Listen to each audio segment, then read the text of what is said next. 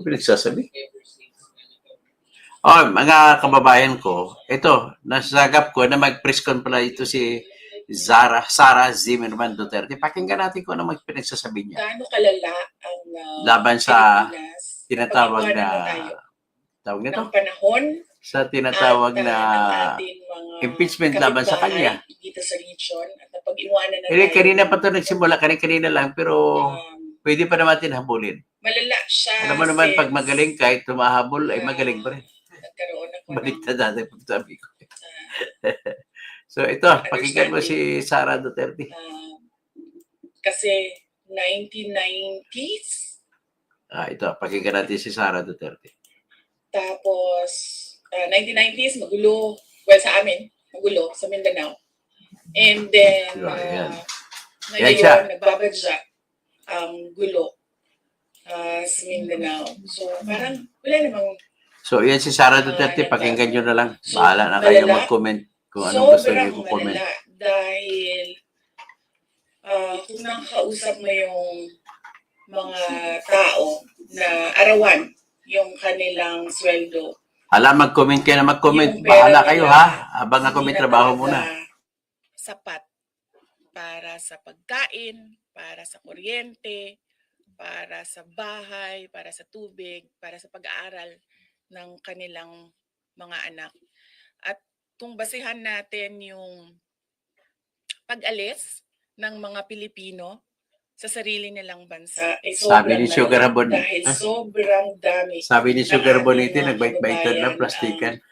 Pumupunta, nakikipagsapalaran sa ibang bansa dahil wala silang makita na pag-asa, wala silang makita na oportunidad dito sa ating bayan. Kaya sabi ni Elvira Rizzo, wala doon siyang baka na makinig. Pakinggan nyo para alam nyo kung anong paano siya tirahin. Sa loob at nakakahiya yung estado natin kapag iniligay mo siya in a global stage na kung saan pinapanood tayo ng ibang mga lahi at ibang mga bansa. And because of that, tapos na tayo. Diba? Maraming salamat sa oras ninyo. Magandang umaga. Oh yeah. Yes. Happy Valley. Basing on the palakpak ng mga kasamahan ko sa Office of the Vice President, okay naman sila.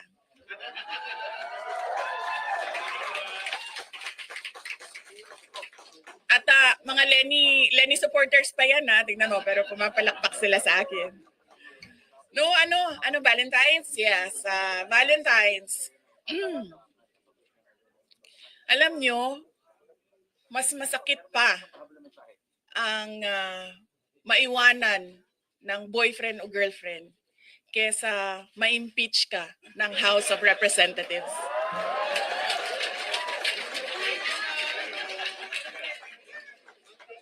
Thank you.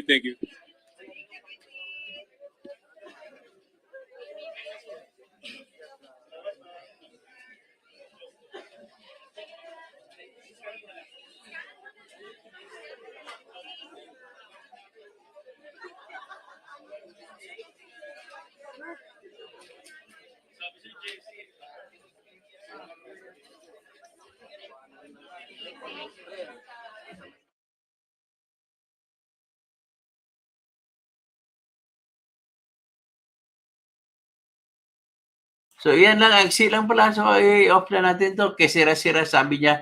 Que sera. When I was just a little boy, I asked my mother, what would I be? Will I be pretty? Will I be rich? This is what she said to me. Que sera. Ganon ang sagot ni Sara. Ang pinakabuod, bahala na. Sa member sa atin siya, bahala na gang, no? Bahala na. Sa Espanyol pa, que sera. Whatever will be. Okay, aking dyan lang, bahala na kayo. Sabi ni Gleisi Johnson, bait-baitan si Sara. Siyempre, masakit pa daw kaysa nawala ng boyfriend. Yung impeachment. Sagot ba yun ng isang tamang tao? hinambing sa boyfriend, girlfriend yung yung impeachment. Pag ma-impeach ka daw, para ka nawalan ng, mas masakit pa kasi nawalan ka ng girlfriend o boyfriend. So, ganun daw yan. Ewan ko lang kasi wala pa akong girlfriend, wala pang boyfriend, kaya hindi ko alam yung pasensya na kayo. Hindi ko pa na-experience eh. So, pero anyway, may nag-vlog na ko kanina, hinimay-himay ko yung reklamo. And to be fair to Sarah, sa totoo lang, kulang ang ebidensya para mapatunayan na nabulsan niyang pera. Ang ebidensya lang ay hanggat sa nagtuturo lang. Number one, na nagpadalabas siya ng resibo na natanggap ni Mary Grace Piatos. So may 1,000 plus na mga tao nakalagay na wala sa listahan ng Philippine Statistics Authority na ipinanganak. So meron pa isang mga Kukoy Villamin na kung ano-ano. But then, hindi natin maialis ang katotohanan na ang pondo ng confidential fund ay ibig sabihin, in other words, sikretong pondo. So kung sikretong pondo, pwede bang gawin ni Sarah na katwiran? Bakit ko ilalagay yung totoong pangalan? Sikreto nga eh. So ngayon, diyan ang problema natin sa mga abogado o sa mga impeachment na mga congressman. Paano yung putanayin? Nabasa ko reklamo nila hanggang doon ng kanilang ebidensya. At dagdag pa niyan, ang cashier ng Office of the Vice President saka Department of Education nagsasabi, binigay nila doon kay Colonel Chica saka sino pa ilang Colonel? Hanggang doon lang. Hindi man lang, nandoon na yung dalawang Colonel sa Good Government Committee. Ang tanong ko, bakit hindi nila tinanong? Ang tanong na nga kaibigan ko ni Judith Di Masikat, bakit? Magkano? Hindi niya tinatanong eh. Problema natin. Pero ang totoong dahilan kung bakit hindi tinanong, binalaan sila ng Armed Forces of the Philippines. Huwag niyo tanungin. Kasi kasama yan sa sekreto ng bayan. At kung mabibisto, malalagay sa balag ng alanganin ang mga taong totoong tumanggap ng pera. So, kung si Sarah ang totoong tumanggap ng pera, malalagay sa balag ng alanganin. Di ba? Pero dapat nagsalita sila na sa executive session, hindi sa publiko kasi marinig ng NPA, nako papatay ng NPA kung sino yung kwan. Marinig ng mga drug lords, papatay ng drug lords kung sino yung nakatanggap ng pera. Di ba? Hindi kurkot sabihin natin, hindi ka panipaniwala yung 11,363,363 pesos and 32 centavos na dahilan para sabihin na imposible. Posible rin. O, ito bakit posible? Kasi po sa laro po ng confidential fund, manood po kayo ng YouTube na documentary film. Ang title ng YouTube documentary film po ay Zero Dark 30. Words yan na hindi number. Zero Dark 30. Grabe ang title. Matalinghaga. Anong ibig sabihin ng title? Walang ibig sabihin. Alas 12:30 ng gabi. Zero Dark 30. Hindi kasi kung morning, zero night, morning, zero light 30. Dark. Zero Dark 30. Anong ibig sabihin nun? Ang kwento niyan, umiikot-ikot sa trabaho ng dalawang babaeng ahente ng Central Intelligence Agency ng Amerika. Ang kanilang mission, hahanapin kung saan si Bin Laden. 10 taon nila na proyekto yan bago nila natagpuan kung saan si Bin Laden. Pinalabas nila na mga hotel na mamamahalin sila pumapasok para hindi mahalata. Yung Marriott Hotel na binumbahan, yung dalawa nun, isa sa dalawa na CIA agent na matay, natamaan ng bomba. Yung isang pagkakataon doon, sa kanilang paghahanap, may nakausap sila na isang Arabo. Nangako sa kanila na bibigyan sila ng telephone number ng isang tao na nakakaalam kung saan si Bin Laden. Pero may katumbas. Basta bigyan niyo ako ng Ferrari. Ferrari, 25 million pesos. So, ganun po, pinapaliwanag ko lang sa inyo, it doesn't matter as to how much. Hindi, gusto Tagalog po, so matanggi nyo, hindi balik ko magkano. Sabi na Batanggenyo, mawalan ng yaman, huwag na may walang ng yaman. Ganun po yun. Ibig sabihin, pinapaliwanag ko po, hindi sapat po na para ipresenta. Tanggap naman natin yung katotohanan eh. 125 billion na ubos sa 11 araw. Pero sapat ba yan na dahilan para sabihin mo na binulsa ni Sara? Kailangan may ebidensya tayo. Yan ang sinasabi ko. Ang problema, nung binasa ko ang reklamong impeachment, nadismaya ako. Ang binasihan lang nila, hindi pala nag-imbestiga ng malalim ang House of Representatives. Nagkasya lang sila. Nag-rely lang sila kung ano nakuha ng Quadcom na tinatawag din Huadcom. Nag-rely lang sila kung anong nakuha na ebidensya ng Committee on Good Government. Hanggang doon lang. Wala na. Ano pa bang nakuha ng Committee on Good Government? Na binigay sa dalawang pulis ng disbursement officer at hanggang doon wala na. Hindi natin alam kung kanino na binigay. Basta kaya binigay ng mga disbursement ng mga pulis na yon at saka Army Colonel ay binalik sa kanila yung resibo ni Merilis Piatos. Siyempre, depensa nga lang yun na kung sino man si Merilis Piatos, ay wala na kayo doon. Hindi nyo na dapat malaman. Kasi bakit? Confidential fund nga eh. Tatawagin mo bang secret fund ka na kung ilalagay mo buong pangalan? Ganun ako kasimpleng argumento dyan. At saka walang batas po na nagsasabi na dapat bawal ang Merilis Piatos kapag confidential fund. Ang meron lang po, hindi batas, kundi joint circular na ipinalabas ng Commission on Audit. At hindi po yan batas. Tandaan niyo yan. Iba yung batas. Iba yung circular. Yan, naintindihan ito ni Judith Di Masakat eh. Kumpare ko ito eh. Oo. Ngayon, kung ganun mga sinasabi nila, ibig sabihin ang produkto ng House of Representatives, binudol tayo mga Pilipino. So, anong nakikita ko rito? Hanggang doon lang ebidensya, kahit yung pinag-usapan na binigay kay Mercado ba yun, ng Yusek, binigay na siyam na envelope at dineposito daw niya sa pari yung pera ng laman ng envelope. Ang problema, dumating siya doon sa House of Representatives, dala-dala niya yung envelope, wala na yung pera. Sabi, saan ang pera? Dineposito ko po sa pari.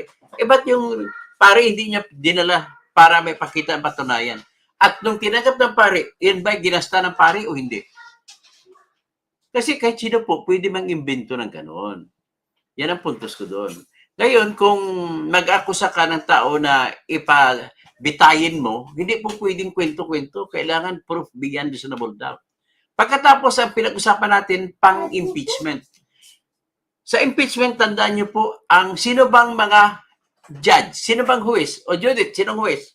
Di ba mga senador? Sino mga senador dyan? Di ba mga kakampi ni Sara, senador? Si Robin Padilla. Yung disuklay ng bigote sa loob ng Senado. Si Bato. Pero mas magaling ako na Bato kaysa kanya. Tapos si Bongo. Sino pa iba? Si Bong Revilla. Si Aimee, kakampi ni Sara yan. Ang dami dyan. So, paano mo makumbinsi yung taong kumakampi sa isang tao na yung taong kinakampihan ay guilty sa pamamagitan ng ebidensya lamang? Hindi pwedeng kwento dyan. Tama? Kaya ikaw, kahit kapatid mo, maniniwala ka na guilty kapatid mo kung pakitaan ka ng ebidensya. Ngayon, anong ebidensya na pinakamatibay? Warning, hindi po pwedeng ebidensya na salita o testigo lamang. Bakit? Pinakamahina po ng ebidensya ang salita. 3 klase meron pong ebidensya sa buong mundo. Una, object evidence. Number 2, documentary evidence. Number 3, testimonial evidence. Ganun lang ang klaseng 3. Alamin mo sa kung sinong judge, sinong justice, sinong mga abogado kasi sanay kami gumamit ng ebidensya. Alin sa mga 3 uring ebidensya ang gusto namin? Sa 3 uring ebidensya ang gusto namin, number 1, object. Para maniwala kayo kung ano, para intindihan nyo kung ano yung object. Ganito. Sa kaso ni Percy Lapid na pumatay kay Percy Lapid, alamin namin sino pumatay. Ito, inakusa namin, si Joel Escorial pumatay. Umamin na nga. Ang tanong, totoo ba yan? Sagot, totoo. Bakit? Anong basihan ko? Ito po, sinuko ni Joel Escorial ang baril na sabi niya ginamit niya sa pagbaril kay Percy Lapid. Paano namin masiguro na sinabi niya, totoo na ang pag-amin? Kasi maraming tao umaamin na kahit hindi totoo eh. Ito, yung bala na nakuha sa katawan ni Persilapid at tumama doon sa kanyang Innova ay kinuha ni laboratory sa tinatawag na ballistic test at tumugma yung mga scratches sa bala, basiyo, ay tumugma sa tawag yan canyon, yung barrel ni baril ni Joel Escorial. Kaya sigurado kami na yung baril na ginamit na sinuko ni Joel Escorial ay siyang baril na ginamit na kung saan lumabas ang bala. So, pero hanggang ngayon, hindi natin masasabi kung sino ang gumamit ng baril. Kahit sabihin natin sumuko si Joel Escorial at kahit sabihin pa natin namin yan na siya gumamit ng baril, umaasa na lang tayo sa kanyang pagsasabi na siya bumaril. Sa totoo, hanggang ngayon, wala kaming ebidensya kung nagsasabi si Escorial na totoo hindi na siya ang bumaril. Ang alam lamang namin na hindi mo maitatanggi ay yung baril na sinuko ni Joel Escorial ay siyang baril na pinanggalingan ng 2 bala na tumama sa ulo ni Persilapid. So, naintindihan niyo na ibig sabihin ng object evidence? So, pag-usapan natin ang object evidence pagdating kay Sarah, anong kaso? Halimbawa, itong pagbibigay ng pera. Okay, meron tayong Merigis Piatos, nagbigay ng resibo. Tinanggap niya yung Merigis Piatos. Kasunod nun, ang tumanggap, ang sunod na tanong, sino si Merigis Piatos? Yan ang tunang tanong. Hanggang ngayon, wala kami warta. May ebidensya ka ba, Judith, na kita kung sino si Merigis Piatos? 1,000 plus pa na tao, inimbento pa pangalan. Na nanggaling sa sertifikasyon ng Philippine Statistics Authority, imbento pangalan. Precisely, bakit inimbento? Kasi precisely secret funds eh. Tawagin mo pa secret funds, tapos ibubulgar mo pangalan ni Judith, na si Judith tumanggap ng pera, at si Judith ang nagbigay ng impormasyon na ang pumatay kay Jose Rizal ay si Pedro. Oh, ganun na kasimple po yun. Ibig sabihin, hindi ko sinasabi na hindi ninakaw. Ang sinasabi ko lang ay wala tayong ebidensya na ninakaw ni Sarah o na gamit sa hindi tama ang pera. Kasi tayo ang umakusa, yung Kongreso ang umakusa, tayo ang may obligasyon magbigay ng ebidensya para ma-impeach si Sarah. Ngayon, ang akusasyon pa ninyo sa artikulo na yan, sa pangalawang artikel, ang akusasyon nila, Judith, makinig ka. Tagalogin ko na lang. Dahil sa hindi mo paggamit sa hindi tama, yan di kaya pagnakaw. So, di ka mo na matanong kita. Ikaw, Judith, kung nanakaw mo ng pera, magagamit mo ba? Di ba, hindi na kasi wala ka nang gagamitin, ninakaw mo na eh. Pero kung ginamit mo sa hindi tama, mananakaw mo pa ba? Ginamit mo, wala ka na nanakawin. Ito lang ebidensya na nanghuhula yung umakusa. We need our money. Sinisweldohan namin kayo. Bakit ganun lang ang produkto nyo? Binudol mo kami. Ang in-expect namin, pagkatapos investigasyon, na meron kayong makukuhang ebidensya kung sino si Merigis Piatos. Sino?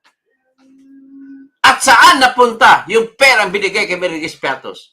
Alam nyo na binigay na sa mga kernel na pulis. Bakit hindi nyo inimbestigahan sa mga pulis na yan kung saan binigay ang pera? Sayang lang ang aming sweldo sa inyo, mga congressmen. So, nagkaroon tuloy ako ng pag-iisip na sinampa nyo madali-dali. Bakit? Kasi, nabisto na kayo na blanco-blanco ang pinagbasihan ninyo ng inyong budget na puro ayuda. Diba? Ganun ang talagang totoong nangyari dyan.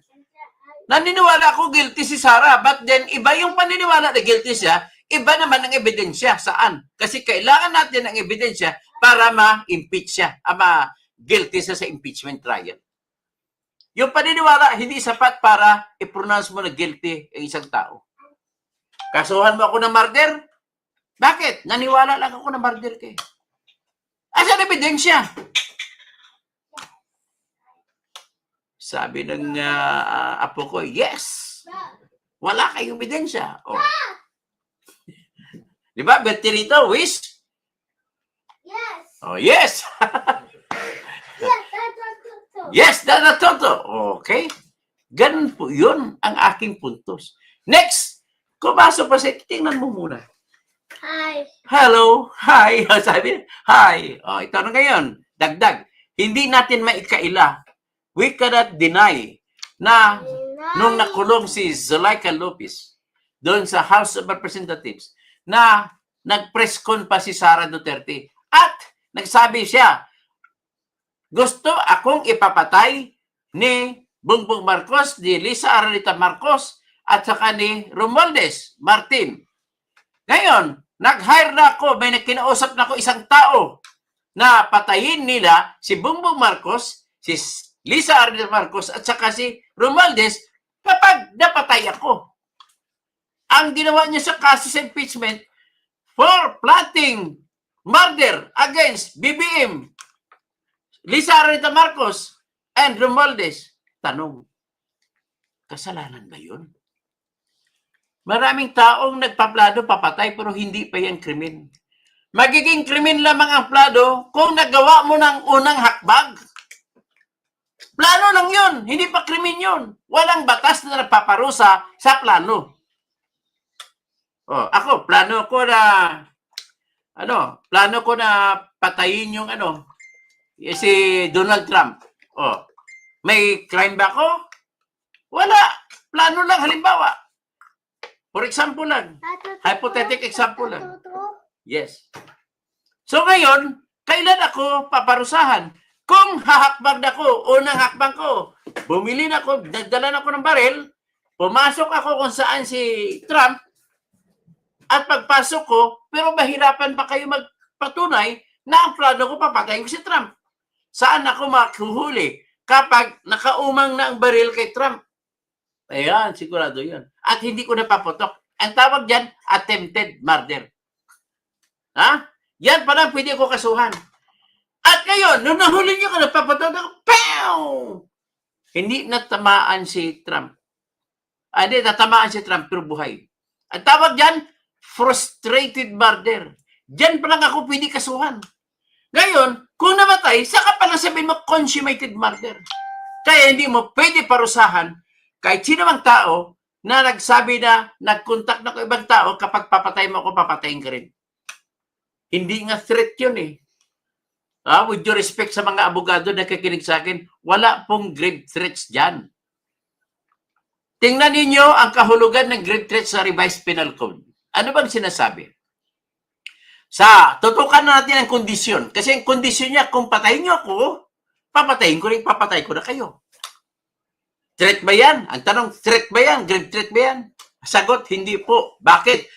Iba po ang kahulugan ng grave threat sa Revised Penal Code sa Pilipinas. Ano po kahulugan? Kagaya nito. Kailangan bigyan mo ko ng appointment na bilang sekretary ako ng agriculture. Kung hindi, papatayin kita, Bongbong Marcos. Anong ibig sabihin yan? Mamamatay si Bongbong Marcos kung hindi niya ko i-appoint. Ito naman kay Sara, mamamatay si Marcos kung may gagawin siya. O, balik tayo.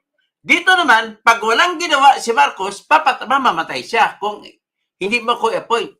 Wala siyang gagawin. Patayin ko siya. Papatay siya. Ganon ang threat. Pero sa kabila naman, kay Sara, pag may ginawa ka, na ipapatay ko, mamamatay ka. Magkaiba yun ang may gagawin at saka walang gagawin. You must review your Revised Penal Code, all lawyers who are talking about that there is grave threat. You must go back to bar exams. Kuha uli kayo ng bar exam. Waiting. O, di ba? Yun mga akusasyon. Nagsasabi lang ako na kulang-kulang, pasensya na kayo. Kulang-kulang ebidensya, naniwala pa ako na guilty na ninakaw ni Sara ang pera. But the problem is, it is one thing to say na naniwala ako. It is another thing to say na may ebidensya ba tayo. Hindi tayo paniniwalaan ni Bato, ni Bongo, ni Robin Padilla, tsaka ni Amy, tsaka ni Bong Revilla, kasi naghanap ng boto ni Duterte yan, na guilty si Sara kung hindi natin pakitaan ng ebidensya na matibay. The only thing that can turn the mind of a person who is biased is only the best evidence. At anong best evidence sa ating bansa, sa sistema ng katarungan? Wala na iba. Sinasabi ko, object evidence. Halimbawa, kapatid ni Joel Escorial, ang magiging judge, ipresenta sa kanya itong bala po, nakuha sa baril na sinuko ni Joel Escorial. At ito pong test, o kahit buksan mo pang baril ng baril, o lahat po ng bala na lumabas dyan parehong hugis. Lahat po kasi ng bala na lumabas sa bawat baril ng baril, may hugis. Tapos sa mga basyo, iisa lang ang tatak ng firing pin. Hindi mag-iba-iba. Pare-pareha lang yan. Halimbawa, pak! Lagyan ko ng letter B o letter T, yung firing pin. Laging letter P yan. Letter T yung tatak sa likod ng basyo. Isa rin yan sa ginagamit pang tukoy kung sino pumatay. Ang basyo, kung nakita ang basyo sa senaryo ng krimen. O di kaya yung balinis. Ganun po. Ngayon, kung dokumento, kailangan naman, kay Sara naman ang kaso, ang dokumento pinakita, Sara, kay na Mergis Piatos. Anong kasunod? Wala. Kailangan may dokumento kayo, papakita kasunod, na yung pera nang galing kay Sara, kay Piatos, kung sino man siya, ay binigay sa tao na napunta kay Sara Duterte. Kailangan mo ngayon kasi hindi naman pipirma si Sara na tinanggap niyan, kailangan mga video. In other words, sa kada kaso, titingnan mo kung anong ebidensya ang pwede mong gamitin. Pwede ba kayo resibo dyan? Ay naku, wala pong resibo mangyari. Kasi bakit? Ang lahat po na magnanakaw ay hindi nagbibigay ng resibo. Sino bang magnanakaw nagbibigay ng resibo na tinanggap niyang ninakaw? Wala, di ba? So the only way, meron kang CCTV, kagaya CCTV, nakita pumatay, CCTV na nagtanggap ng kagaya ng banggitin ko na, hindi ko na banggitin ang pangalan. May isa kaming kinasuhan dyan sa NCIP. National Commission on Indigenous Peoples.